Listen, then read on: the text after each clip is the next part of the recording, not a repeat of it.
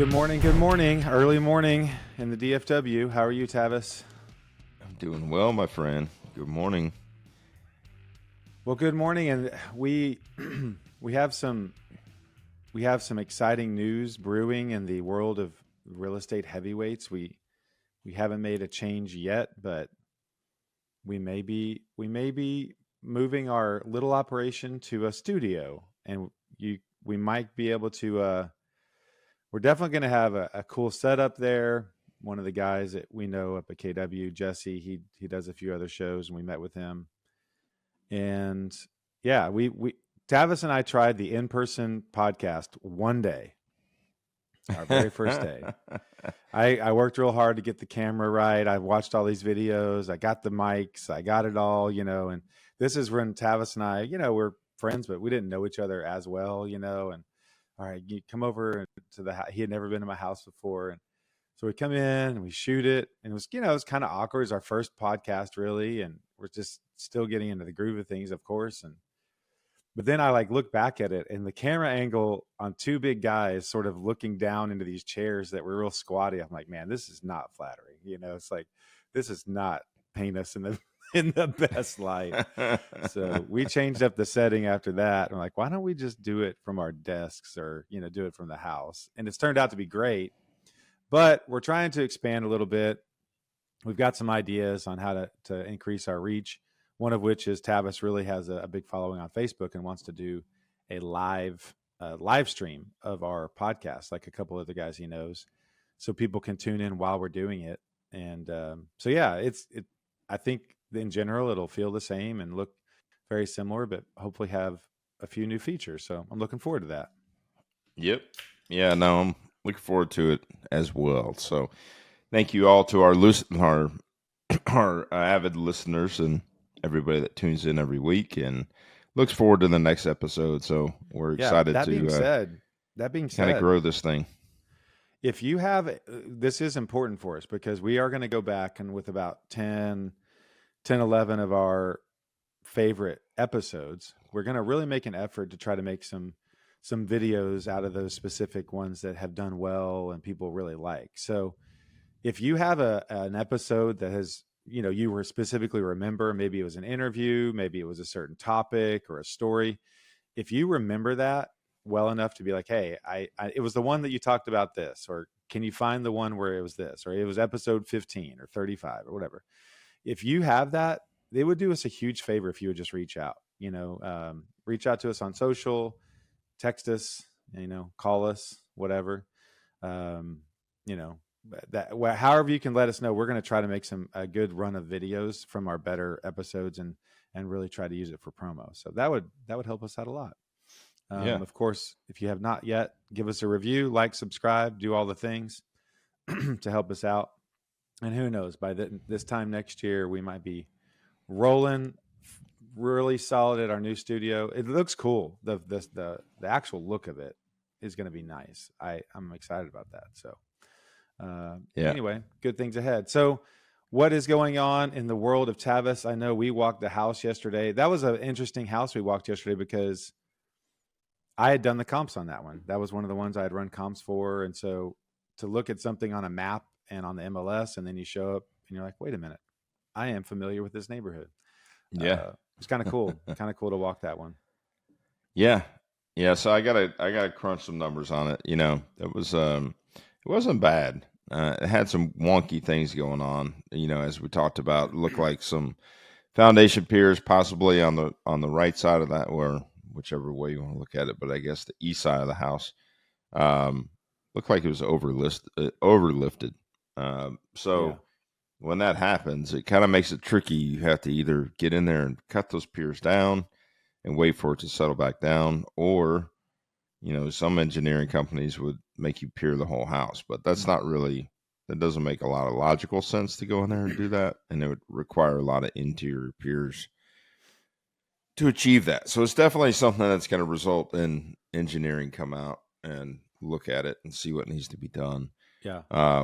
It Plumbing, had an interesting outdoor kind of pool bathroom area, which was funny because our house in Louisiana, when we lived there in West Monroe, we had a house that was built in '68. It had a lot of unique features, including a 4-person sauna. It had a Mm. tub that was a custom made tub that I could lay down twice in side by side.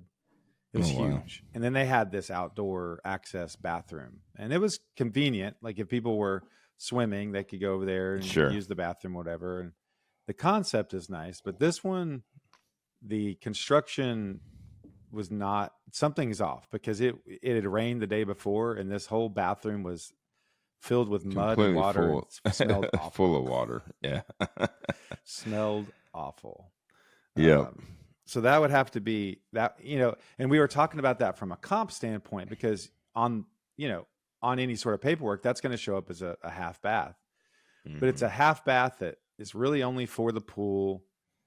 The construction quality of it, obviously, even now, of course, is not up to speed. But even if you redid it, it would still feel different because you'd want it to be almost outdoory, like Yeah. almost it would live up to the outdoor stress. I don't. So I just don't know how you would comp that. Yeah, I mean, of course, you would want to put it on the roll for it to show up as a bathroom, but you'd have to kind of have some explaining to do a little bit. But Yeah. Yeah. So um, that's a house that will respond well to a good renovation. It's mhm. just a matter of, getting it at the right price. And, Well, that neighborhood's essentially hot. the numbers look like, you're buying in the fives and you're selling in the eights. Right. So, Yeah, that um, neighborhood's doing really, really well. And that one, we walked another one. This is over in Canyon Creek in Richardson. This is where he did 2300 Custer. This is where Aaron's midterm rental that I sold, and Tavis is yep. doing the renovation. We spend a lot of time over in the Canyon Creek area. It's beautiful. A lot of mature trees. There's a lot of scrapes going on. It's on the north side of, I would call, the higher end of Dallas, and but there's a little sliver that's Plano schools, and Hmm. so there's just a lot of demand for that corner. It's real close to University of or UTD, University of Texas Dallas campus. Yeah. And they've got a So beautiful golf course yeah, beautiful golf course right there. and So it's a great neighborhood. A lot of creeks, a lot of like trees and yeah, jogging trails and yeah. things by the city of Richardson. So The it makes it surprising thing is makes we it pretty walked cool. another house down the street that was way more awkward. The lot was not usable hardly. And I don't remember what the number you threw out to them was, but they were like, well, we're going to try it on the MLS. And they Hmm. did. And we kind of thought, good luck with all that. Well, then they ended up selling it for 700 something thousand on the MLS. And it still needs to be fully renovated. And the lot is not great. So I don't know. I mean, that neighborhood might be pushing, that just might be a great one to go after and just see what the market does. So, Yeah, yeah, that, man. The nice thing about this one is it is a cul-de-sac. It is a huge backyard. mhm. It had a lot of things going for it. So fingers crossed. We'll see what happens. It Fingers might work crossed. out. They're getting a couple other bids. The person involved is an agent that you've worked with several times. She knows what she's doing. She told us yesterday she's been in the business 42 years, which is Yeah. insane to think about. But Yep. she is not a newbie. She definitely knows what she's doing, and she's taking care of a family member that's selling this house, and so I'm sure she's going to do the best thing for them. But hopefully we can work it out because that would definitely be a cool one to watch. Um, for me, I got an exciting call last night at about, I think it was about 7 o'clock.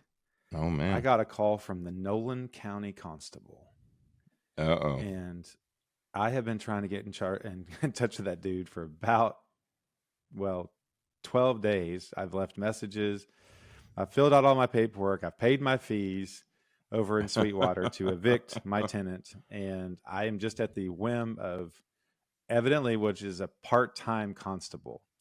And so he called yesterday. He was really nice, kind of talked me through the process. He said, well, we could just set up a day, which is going to be next Thursday, I think. Okay. And said, so next Thursday at 9 o'clock, he's like, you show up, I open the door, make sure I keep the peace. But other than that, it's yours to, if you need to drill a hole in the front door, if you need to change the locks, and you got to drag everything out by the curb. And he said, you get me for 2 hours. And other than that, you got to pay me extra. It's like, Okay. So Oh man. you drag everything out to the curb. You have to leave it there for 24 hours. The tenant has access to it for 24 hours, and you don't have any responsibility of keeping it safe. It's like, look, it's, this is yours. Take it if you want it, but Mm-hmm. yeah, I'm not held responsible. And then 24 hours later, you can come back and take it to the dump, which is cool in a way, but logistically coming from Dallas, it's like, okay, how am I going to Yeah.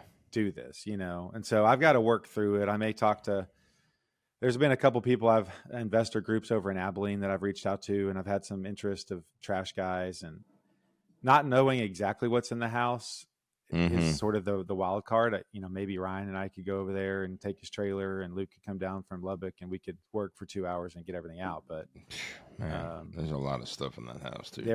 yeah. Well, and then from the text last week, there may be water in the house, because for the first time in months, I got a text from the tenant that said, the tenant that should have been out months ago. Yeah. She said, "Hey, it's hailing and there's water coming in the house." I'm like, I don't even know what to say. Oh my gosh. I'm not sure what to tell you now, but you're not supposed to be there. But it is nice because there is movement, and next week seems to be the day. And as long as 3 pit bulls who reside at that house have decided to be elsewhere, it should go smoothly. Mm-hmm. So I'm going to give her a heads up, and hopefully the dogs are. Oh. So we'll see. I almost feel like you should record it, but I probably should record it. Yeah, it'll be it. really interesting, or you'll see a real estate professional go viral for getting his leg chewed off by 3 pit bulls. I mean, you would and have constable, you go would and have to dog justice in the front yard, downing 3 pit bulls chewing on a real estate guy's leg. But you'd have to gray screen the people, right? Without their permission. So yeah, I don't think the tenant's going to give you permission to film her. I'm kind of guessing not. But yeah, so that's me.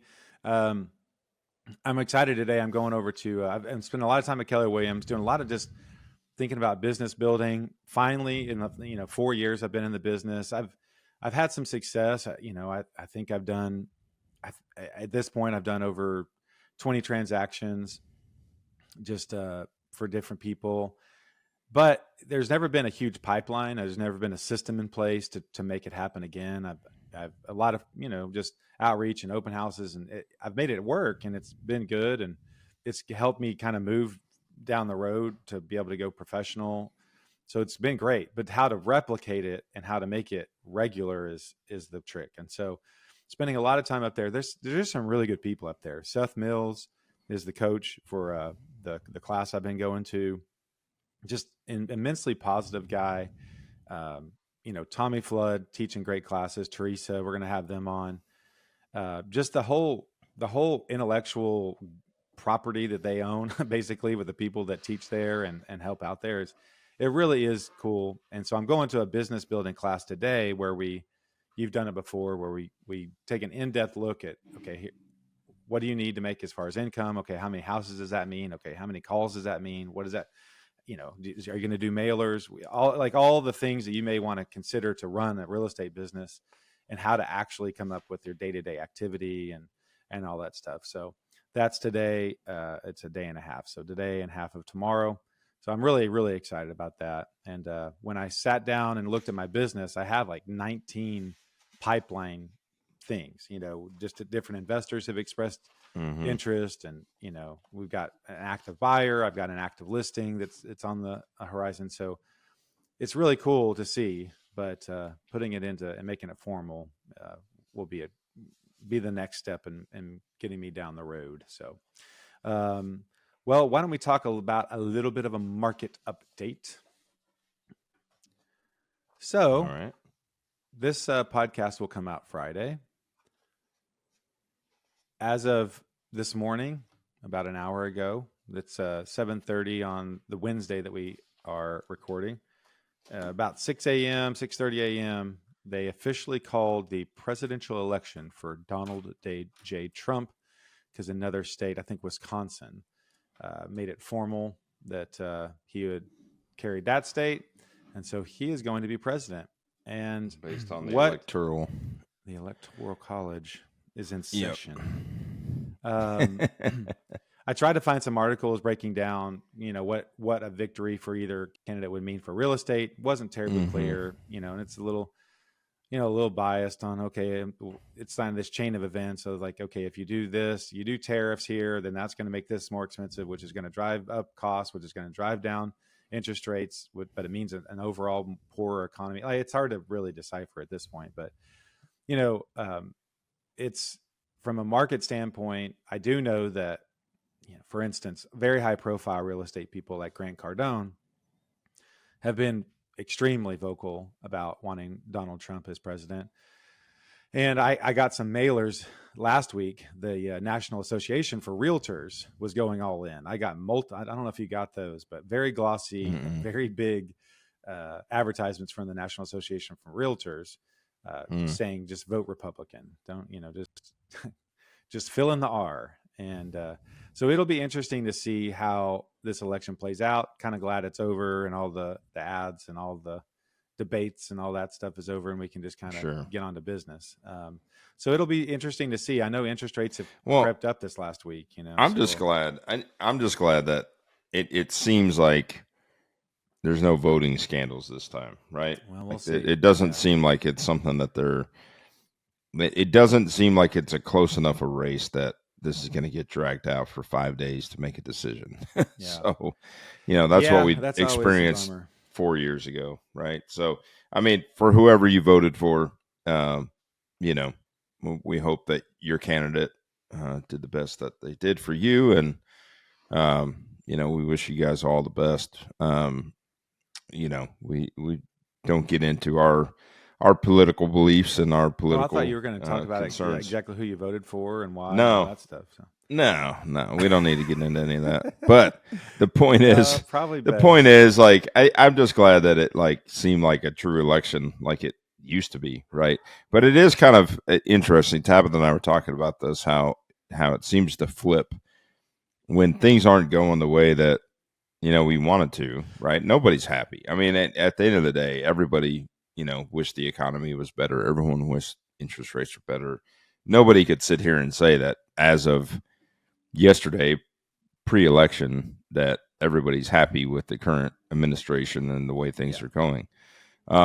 And mind you, we go back 4 years ago, and nobody could say they were happy with the way things were either. Right. But that was during the middle of COVID, right? So, and we had other things that happened and changes back then too that were hard to control. But I mean, going through what we did as a country and as a world, fighting COVID was not fun, and that was Yeah. just the beginning. I mean, that was 2020, right when it had started 5 months prior to that, and it was still new and trying to figure it out, and everybody's walking on eggshells. And I mean, that continued on for at least another year before it felt like we Yeah. kind of got through COVID, right? So, Well, it's such a there's so many factor, it's funny because everyone wants to attribute success or failure depending on who you support. They want to attribute that to the highest ranking person, but when you look at the United States and you look at the economy and you look at all the social issues, it's such a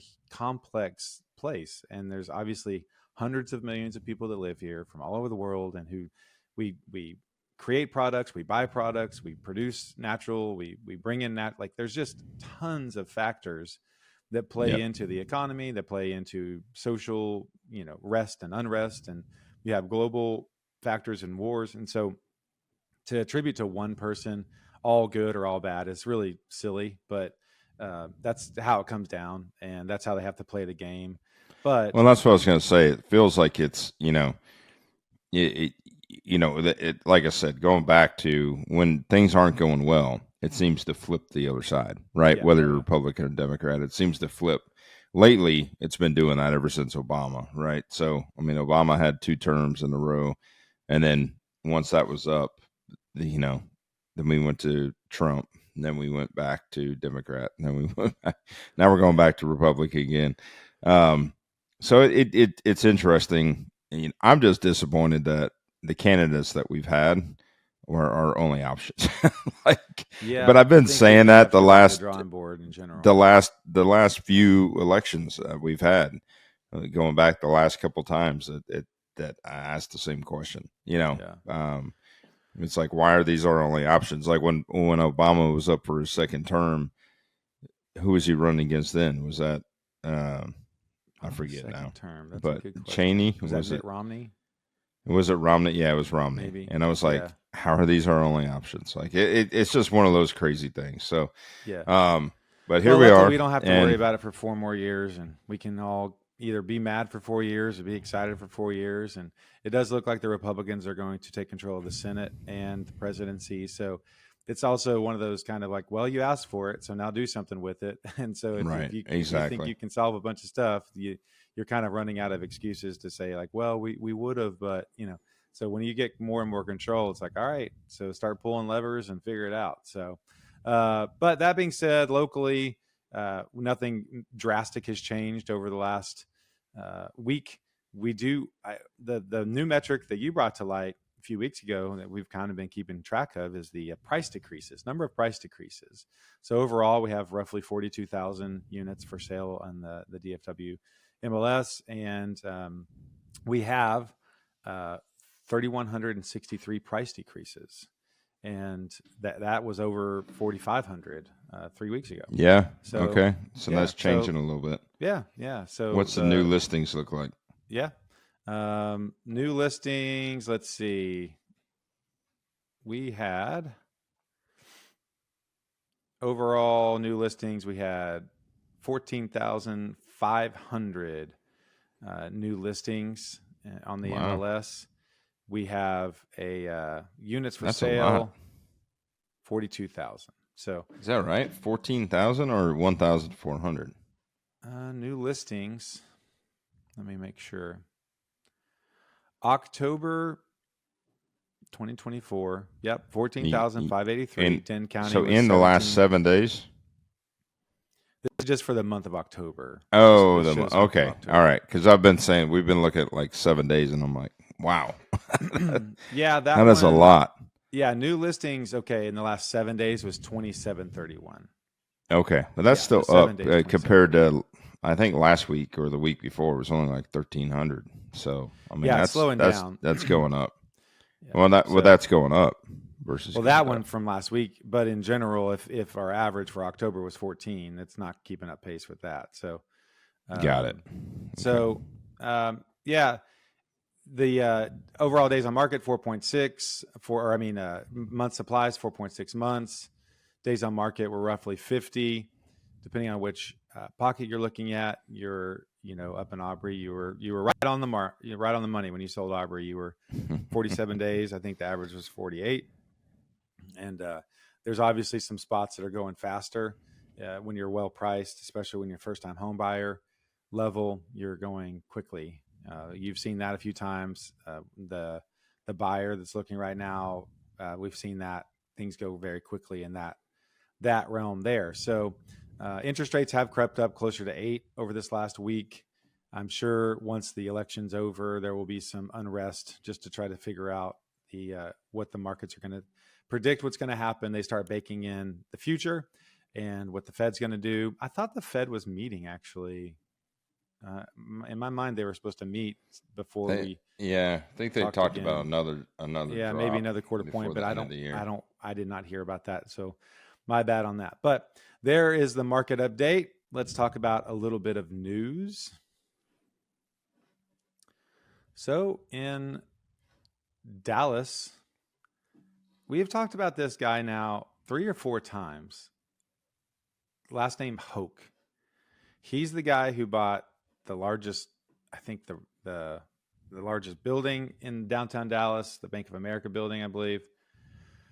Renovating that. He's the guy who bought the Greyhound building downtown Dallas. He's the guy who just bought that piece of land we talked about last week, and is for $1 million, and is having the city tear it down. So this Hoke Global, and I can't remember his specific first name, Mike Hoke, is insanely wealthy, first of all.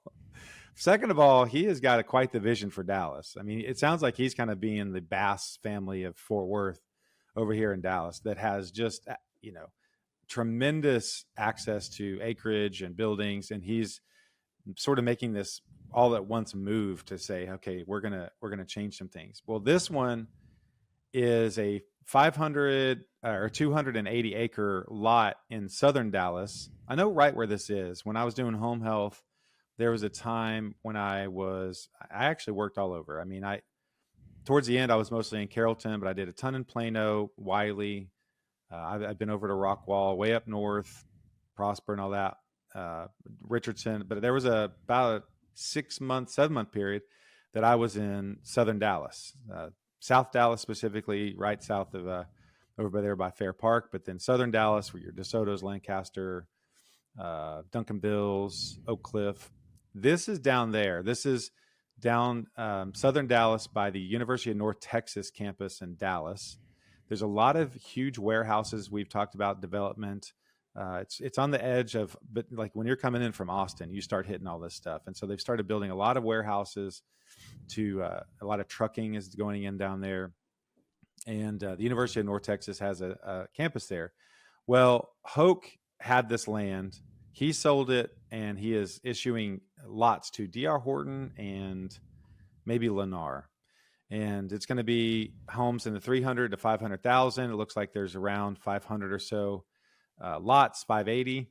And really interesting because, we always talk about growth going north. There's some growth, obviously, or tons of growth over west, Fort Worth way, over out Forney going east. South has been concentrated going towards Waxahachie, Red Oak, Waxahachie, down the I-35 corridor. This is a little bit east of that. And so that's interesting that much development and money is going into southern Dallas as well. In this article, they said specifically they are developing this area to go after an HEB. It's not that we want a grocery store. It's we want HEB right here. So no pressure HEB. But this Mike Hoke, if he knows how to pull strings. He's got ends with the cities. He gets stuff done. And so I would not doubt it if somehow he's already tied into HEB and said, hey, I'll do this, this, and this, and this. If you can go ahead and give us some area down there. That's a little bit south for you to flip. You don't have any rentals down South Dallas. We've talked about that before. That's kind of, I know a lot of investors, that's really where actually exactly where they want to be because the houses are so cheap. But that's a little bit far. That's a little bit far for the flipping game. Yeah, I mean, I've done some stuff. I did one maybe 2 years ago. That was down in DeSoto, Duncanville, something like that. That was kind of a haul. Yeah. But it just depends on the depth of the project. I mean, if it's like a tier 1 and the numbers look really good, yeah, I'll probably do it. But if it's like a tier 2 or, something that's going to require a lot of attention, yeah, it's not something I prefer to do just based on location more than anything. And man, if you had a local knowledge of some of those neighborhoods, you could probably do great because whenever I was doing home health there, there would be street after street. Like, man, this is nice. It's kind of rolling hills, kind of pretty. And then you could go to another street and like, holy cow, where am I? And it was just, but if you actually did business down there regularly and you're, whatever, you would know, okay, yeah, this park's over here and we just hit this line and don't do anything south of this street or whatever. And you could probably do really well if you knew like, hey, something came up on that. I remember walking a house with a friend, Daniel. He was looking to buy an investment. And that was one that had a really creepy basement. I did an Instagram video. He played the piano. We found a piano. Oh, yeah. Was that down there? Yeah. We found this old creepy piano, and he's a really good piano player. So he played on it. That was a great reel, by the way. Yeah, we were leaving that house, and this guy's like, hey, what'd you think of the basement? What? We didn't know there's a basement. So we went back in, like trying to find it. And it was kind of a Texas basement maybe, but that whole house was just different. There was weird white powders on the countertops and it was different. Somebody was making some cookies. Yeah, maybe. Maybe they're making money somehow, but so that was the last time I was down there actually showing him that house. But interesting news. the state of Texas, of course, has tremendous resources, and the Texas Railroad Commission, despite the name, actually has a lot to do with the buying and selling of land in Texas and all the minerals and oil game. They're in charge of a lot of that. Well, the Texas Railroad Commission bought 350,000 acres near Big Bend. And then another ranch, that was one ranch. That's the largest landowner in Texas, actually, I guess, lives elsewhere. And he owns 900 and something thousand acres in Texas. Well, he sold this one specific ranch to the state for 350,000. They don't know the exact amount, but I think it was listed for 280 million or something like that at one point. Oh, wow. They bought another 1,400 acre ranch nearby, specifically to expand the border wall, the infamous border wall. And this article had talked about how at one point they had talked about 300 and something miles of wall. They've actually only done 34. They had estimated 1,254 miles. They've only done 34 miles of wall. And I don't know that we've talked about this. If you had to guess a mile stretch of this wall, this fence, what would you think that would cost to build 1 mile's worth of wall that's like a steel fence? I'm just gonna throw a number out there, I guess. It'd be probably, yeah. How many feet are in a mile? Like was it 1,500, 1,500? Or is it 5,000? Okay, yeah, 54 or something. So probably board on board. Yeah, make it nice. I think on the metal deal, you're probably looking at somewhere around $100 a foot minimum. So it's probably going to be somewhere in the. And how long? You said a mile? Yeah, it's a mile. So if it was 100 a foot, let's say 5,040 times 100. You're a little off. It costs $25 million a mile. Wow. All right, so let's do the math on that. So 25 million divided by 5,440 or something like that.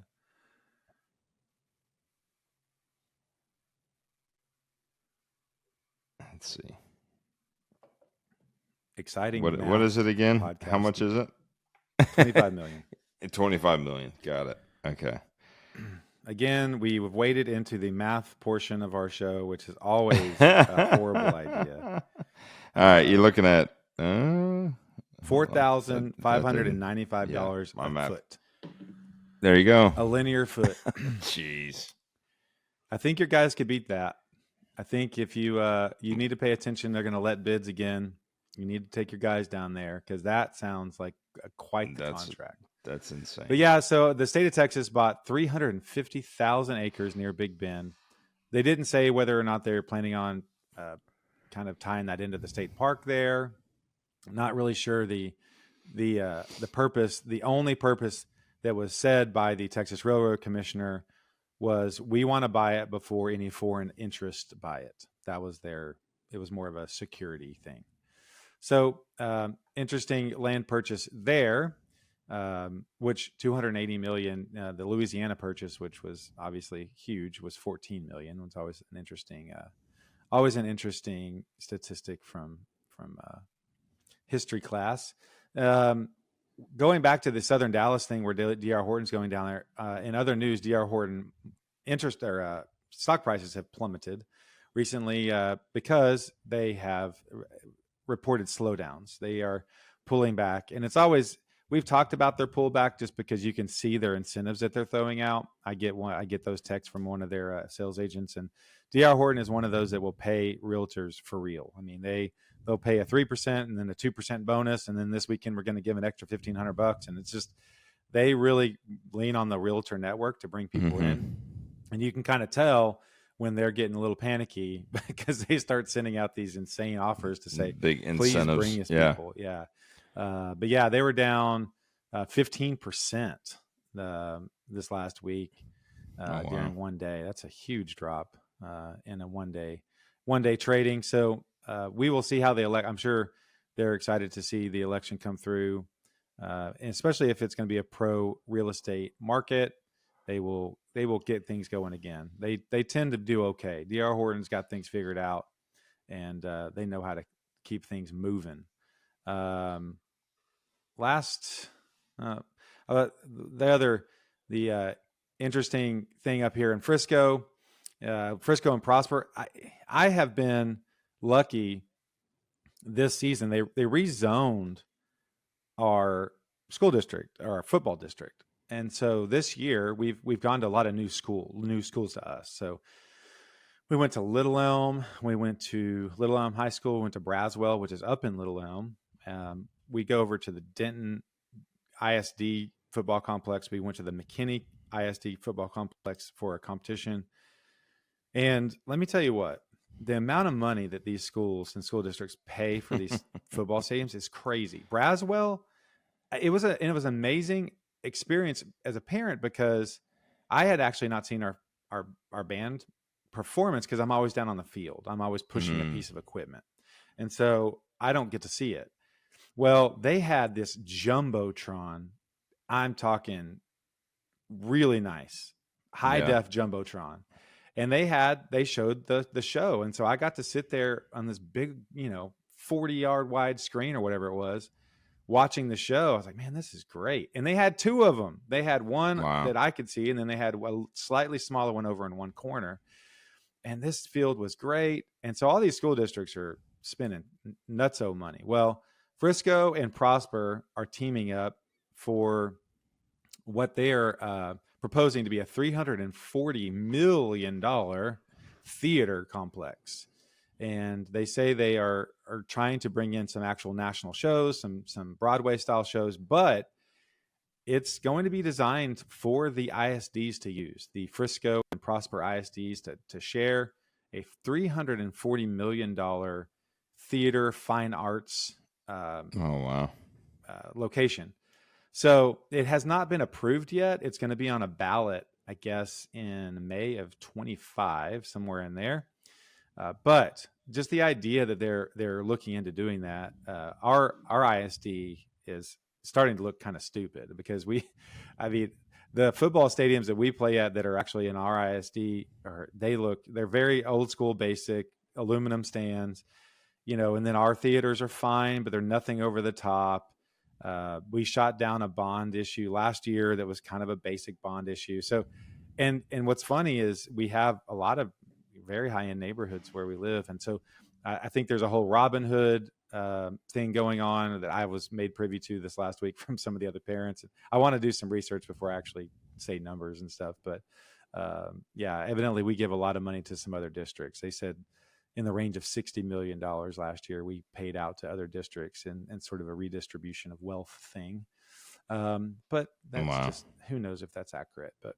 But all right, let's get into our interesting listings of the week. And in our interesting listings of the week, I specifically found two really cool properties and one that's just funny. But two properties in the sort of the DFW area are being marketed as these corporate retreats, which I guess in theory I've been to some. When I lived in Louisiana, we would go for long weekends and do these team building things. But we would rent a house somewhere that had a decent backyard, whatever, it was near Lafayette, and we'd go out to dinner. Well, these things here, quite different. We've got one that is out in Joshua, and this is listed. It's been on the market for a while. Let's see, 500 days. And it's listed for $5.8 million. This is 1000 County Road 904 in Joshua, if you want to play along at home. I have been linking these in our show notes. So this is an executive, their marketing is an executive retreat. It's 24 acres out in Joshua. It has a 9-hole golf course. Beautiful. A stocked pond. It has 5 houses on it that are kind of this Texas style ranch house. It's got some RV hookups and some tiny home hookups. And have you been able to look through this one a little bit? Tavis? Yeah, I mean, what a beautiful golf course this thing's got built Yeah. in. I don't know how well it rivals that one that was in Keller across from your listing, because The that one private was one, that wasn't even a corporate retreat. that was Yeah, I guess amazing. that Oh yeah, probably this just was looks 9 like a holes. putting green, It little says it's putting a green par and chipping 30. area, a par 30. That's what it said. 9-hole par 30. So, I mean, Interesting. a normal, 18-hole, what are these? Those are normal, like par 72, something like that. I don't know that corporate retreat wise. That one up in Anno blew this thing out of the water. Oh, the But one, yeah, with the water slides and yeah, yeah. yeah. But This one this seems one, more if spread you, out. This does seem newer.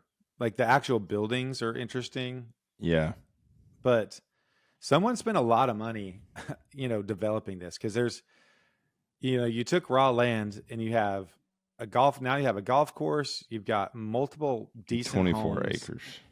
24 acres, you've got roads, asphalt roads that connect all these houses and all the course. Like they have really spent some money on it. So no wonder they're sitting on the Sure. sitting on the price. But I wonder sometimes with people that, and we don't see it as much now because like all the restrictions on Airbnb or the short-term rental industry. Mm-hmm. But do you remember, it wasn't very long ago, like last year or 2 years ago, that there were so many houses that would be listed and they would price them, they would overlist them, right? They would price them too high. Because they But were they're they were pricing them with Airbnb in mind. Well, yeah, they would advertise that. Could be Mm-hmm. a great SDR. Could be a great short term rental. Yeah, Could yeah, be a great Airbnb. And it's like they see something that somebody else has done, and then they're like, "Oh, we could do that, and here we could justify the price." And it's like, yep, are you doing the math on this thing at all? So yeah. I mean, I'm assuming all these are furnished. So, yeah. I guess I'm not terribly familiar with where Joshua is. Do you know where's Joshua? Joshua is over Tarrant County, and it's south of. Well, Fort let's Worth. see, Joshua. Yeah, south of Fort Worth, east of Granbury. Yep, Okay. Joshua's pretty far south, Yeah, but it's but it's not that far, and it's like it's yeah, just south of Fort Worth, just east of Granbury. if you're on Which that side of town, that's not bad. It's like us talking about that one up in Anna, yeah, yeah, or Melissa. it'd be a cool Now, if you own a horse business, you need to tap into this one in Bartonville. Bartonville. Yes, let's go over to Bartonville, which is over by Flower Mound, and this This one is thing's gorgeous. amazing. It's Yeah, 71 acres, and they built one house that's a great house. It's really yeah, it's a pretty. gorgeous contemporary Yeah, has that, modern house. but almost has a little bit of the more of the mid-century flair, more of the comfortable flair than the big white box. It's got a It's lot of got some natural warmth. Yeah, warmth it's to it. got some good warmth to it. Yeah, But I they mean, spent really look at good this money horse on their facility. finishes. Yeah, but it's on 71 acres, some huge, beautiful trees, and looks like some nice zoysia that they've got going there. But Yeah, out back, they've got a horse barn that looks brand new. indoor. Yeah, indoor arena, like Indoor arena. really, really well maintained and put together. Like an outdoor arena, an indoor arena, and then like Yeah. I mean, the horse stalls look as nice as the house. Yeah. Like, Oh yeah. So think about this from a logistics standpoint. We always make fun of photography, and the last listing we have, which we'll mention in a second, is awful. But yeah, this one, so think about this horse barn. This photographer, they've got these all white cones spread out perfectly along this barn. They raked it very symmetrically. I mean, that perfectly. They had the tractor come out, drag the sand. I mean, it looks perfect and yeah. symmetrical. And they had this picture in mind of like, hey, this is where it's going to be. And it looks awesome. And with a picture of the pool with all the fires going in the fire pits. And then what's cool about when you get into the horse barn area, you're talking about the indoor arena, but when you look at the horses, they've got a perfect picture of one of the horses in the stalls. And you could see the fans in the stalls. Like every horse has its own individual fan. Yep. And like it looks like a washing station, I guess, maybe where that horse is standing is like maybe in a washing station. Those horse stalls, those maybe nicer then than my house. Do you see I'm not a horse guy, so I don't know. Do you call it the tack room, or what would you call this? I'm not lounge? A horse guy, but that is the tack lounge. Yeah, look at the saddles, and then lockers, man. It's insane. This looks like a high-end country club. Exactly. Wow. But man, what a great job there. Well, so that the only downside, $16.5 million. It will take a special buyer. 71 acres, built in 2020. But man, as far as a sort of this, they are advertising it as a retreat. The funny part about this listing is it's 71 acres, and this is the expansive grounds provide ample space for customizing your dream amenities, whether it's pickleball, a sports court, a helicopter pad, or an arena. Like they're giving you ideas on what you can do with 71 acres in case you just hadn't thought of stuff before. But their aerial views got like a track all the way around the outside of it. Did you see that? That place is great. And that's in Flower Mound, which is in the middle of town. It's great schools. Yeah. The last listing that we will slightly mention because it's just funny, and I can only imagine the panic in this agent's day. They listed a house, 32 acres out in Melissa. It looks like it's a metal barn that was built supposedly in 2018, and they've only been to flea markets and Goodwill to fill it up. Some garage sales. They've got a lot going on here. 5053 County Road 413 and Melissa. Well, one day they said that we're going to put this thing on the market, and the agent went in there and typed in the price of $849,899.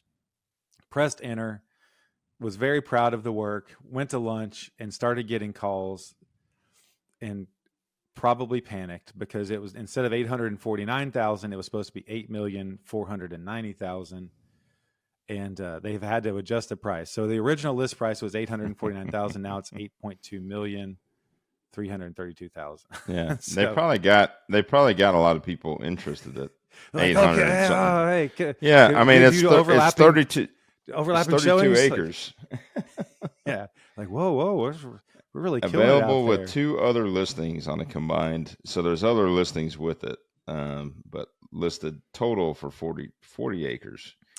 No thanks. If I was going to spend that type of money, I would just figure out how to get into one of these other properties because I don't know that they've looked at their comps.